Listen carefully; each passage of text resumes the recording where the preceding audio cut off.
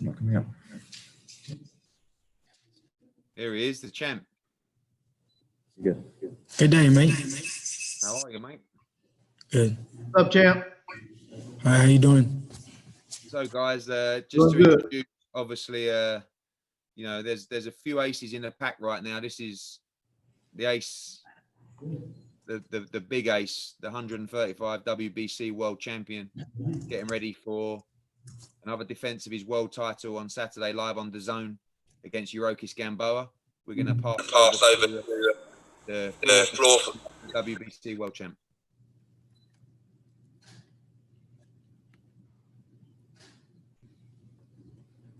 Do you want to just say a few words? Devin, do you want to just say a few words? Ready there in Miami? A couple of days to go. Hey, say it one more time.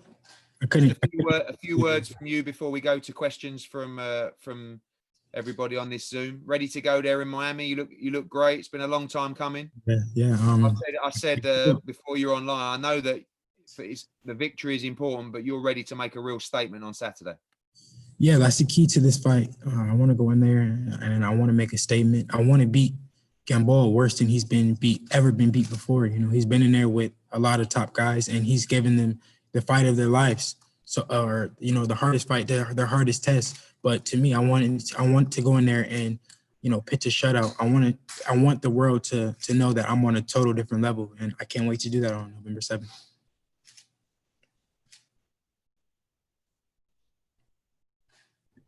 Okay, first question, Nikki.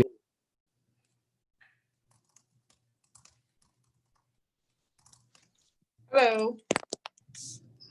Hi. Hi. My question is, after watching some of the previews and some of the coverage on Gamboa, do you feel like you're checked out any challenges you're facing for Saturday night? Yeah, he's fast, he's strong, he's explosive. He comes to fight every single time. He doesn't lay down. He doesn't go out easy.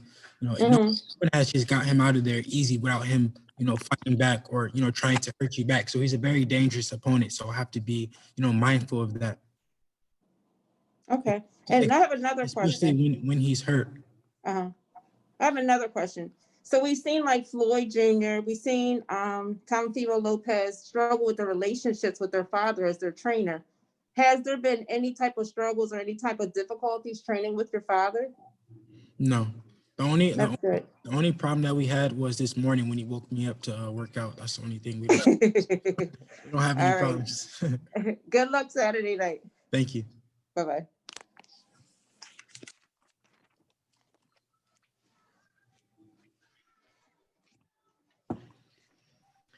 Hey, Devin, Rich. is it for me? Rick was good. Hey, what's happening, brother? How you doing? Rollo Sports Media. I understand what you're saying is you want to be explosive more so this fight than any of your previous fights. Is it fair to say Eddie said he would like for you to wow all of the boxing media come Saturday night? Would it be fair to say a stoppage would definitely do that and make people say, wow?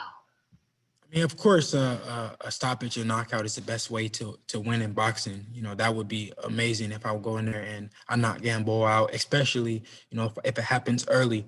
But I know that Gamboa is a crafty opponent and he's not going to go out easy. He's going to fight to the finish. So I have to be mindful of that, like I said. But of course, I want to go in there and I want to make a statement. And whether it's a early stoppage, a late stoppage, or just a 12-round beatdown, I want to make a statement. Devin, you saw. He went mute. Okay, Jim, let's go. Yeah, Devin, you saw how resilient Gamboa was against Tank Davis, even with the injury. Are you trying to make a statement that this is a fit Gamboa, that you're going to put him to the sword early and really go for the kill? Yeah, that's definitely something I want to do. I want to, like I said, I want to show that, you know, Gamboa won't have any success with me. He won't, you know, he went in there, he landed big shots with Crawford, he landed big shots with Tank, but with Devin Haney, I don't want him to be able to have any type of success. Thanks, Devin. Say one more time. Thanks. Thank you. Oh, thank you. Hi, Devin. Someone pass me that water over there. Hi, Devin. Cynthia. Hey, Cynthia, how you doing? Good. So I know that you watched the Teófimo fight. I know that you also had a FaceTime with him. Talk about what you saw in that fight. Do you find him dangerous? Because I know eventually you're going to want to fight for this whole WBC discrepancy. And what did you guys talk about on this Zoom or excuse me, the FaceTime call? You guys touched it? I didn't really get to see it. You were going in and out, but you said, what did we talk about on FaceTime, me and Teófimo? Yeah, you and Teófimo, and what did you think of this fight? Performance. It was just a brief conversation. It wasn't nothing too much, but I'm not gonna say what exactly was said because we spoke like men, and it was after his fight, so I give him that type of that respect. What I can say is that we talked about is a fight happening. He said go in there and look good against Gamboa, and I told him congrats. So that's what I can. Now, if you defend your WBC belt, I know that there's the Garcia and Campbell fight. The man that you should be fighting the mandatory on that, but Teófimo is a franchise. If you were able to choose, I know it's for the WBC supremacy, would you just be able to take that Teófimo fight if possible? Well, I'm not interested in winning a franchise title. That's not something that I really want to do. But I am willing to fight for the undisputed for all the belts against Teófimo. But for the franchise is not really something that I'm looking forward to or anything like that. All right, best of luck to you, Devin. Thank you, Cynthia.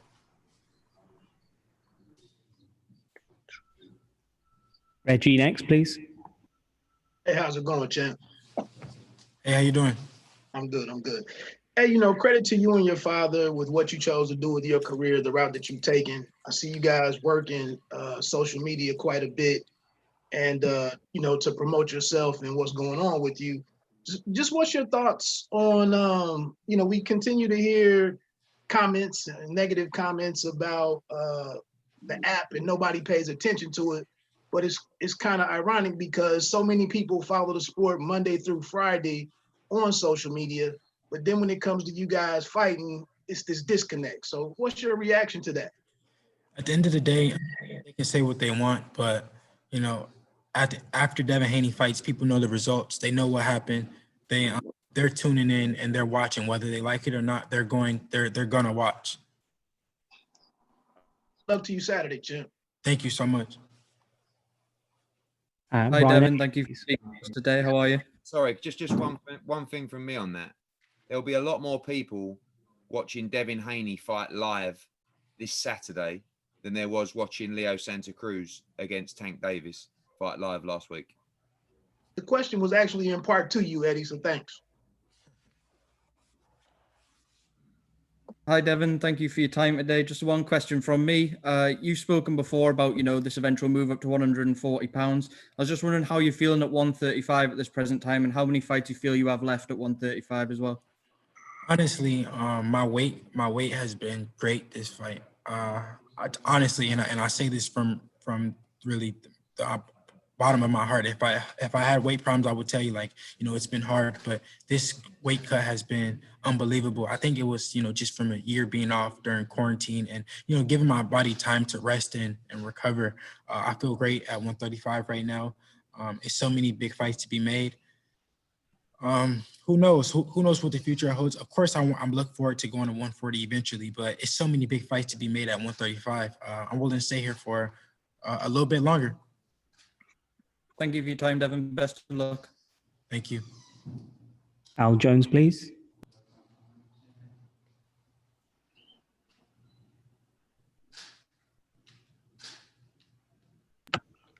Al Jones. Devin, yes, speaking. Devin, how you doing, man? Al Jones from In the Ring. How you doing? Doing good. How you doing? Good. Now, looking forward this weekend, are you predicting any knockouts or what can we exactly expect from you to see?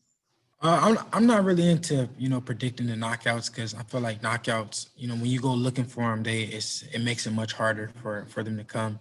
But I do predict a very dominant performance. Of course, I hope for a knockout. I want to go in there and I want to entertain the fans and go in there and knock Gamboa out. If it happens, it happens. If it doesn't, it doesn't. But I'm gonna go in there and I'm gonna give it my all to entertain the people.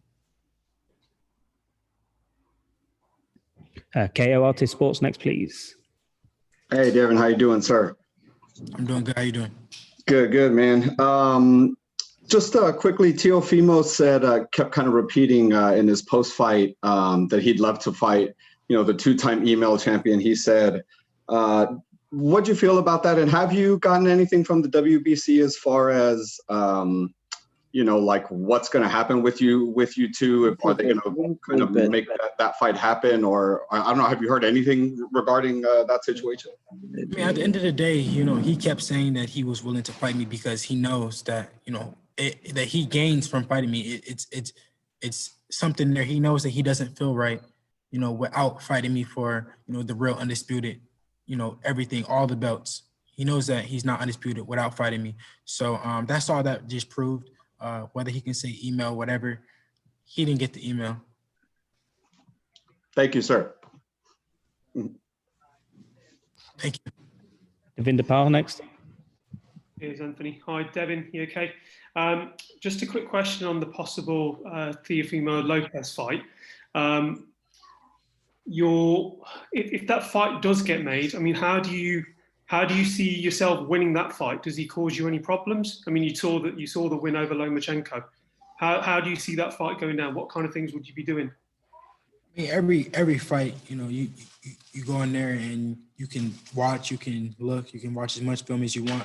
But until you go in there and actually, go in there with the fighter, you never know what type of, problems they bring you, what type of style they have. So I wouldn't know, but I do know that I will be victorious against him. I'm not sure how the fight will play out as of right now, but I know that I see myself being victorious. Good stuff. Good luck. Thank you. Thank you. Danny Flexen, have you got one, mate? Hey, Devin, how you doing? How you doing? Yeah, good, thank you. I wanted to ask you just a quick question about the Lopez-Lomachenko fight. In that Top Rank and ESPN both seem to market the fight as undisputed, which hardcore fans will have known wasn't entirely accurate, but I think casual fans may have been fooled into thinking it was for all four major belts. What did you make of that, and were you at all offended by it? Yeah, I knew that the casual fans who believed it. I knew that the real hardcore boxing fans knew that it wasn't a real undisputed fight, and that's pretty much what the WBC said as well. That that it's not for an undisputed fight; it's for the franchise title.